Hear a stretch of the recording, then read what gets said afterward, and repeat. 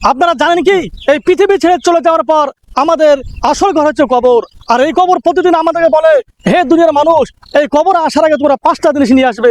এই 5টা জিনিস তোমরা যদি নিয়ে আসতে পারো তাহলে তোমাদের কোনো চিন্তা থাকবে না।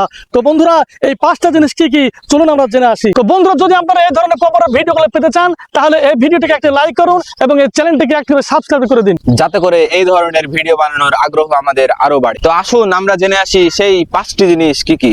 1 নম্বরে হলো কবর বলছে আমি একাকী ঘর, সঙ্গে নিয়ে এসো। এই সঙ্গে হলো কোরআন। আর 2 নম্বর হলো আমি হলাম অন্ধকার ঘর, বাতি নিয়ে এসো। বাতি হলো নামাজ। আর 3 নম্বর হলো আমি হলো মাটির ঘর, বিছানা নিয়ে এসো। আর বিছানা হলো নেক আমল। 4 নম্বর হলো আমি হলাম সাপ ও বিচ্ছুর ঘর, বিষের ওষুধ নিয়ে এসো। বিষের ওষুধ হচ্ছে দান ও সাদকা। এবং 5 নম্বর হলো আমি হলাম পোস্টের ঘর, উত্তর নিয়ে এসো। উত্তর হলো কলেমা এবং জিকির। তো বন্ধুরা, এই ভিডিওটাকে বেশি বেশি করে শেয়ার করুন, যাতে করে এই 5টি আমল সবাই করতে পারে।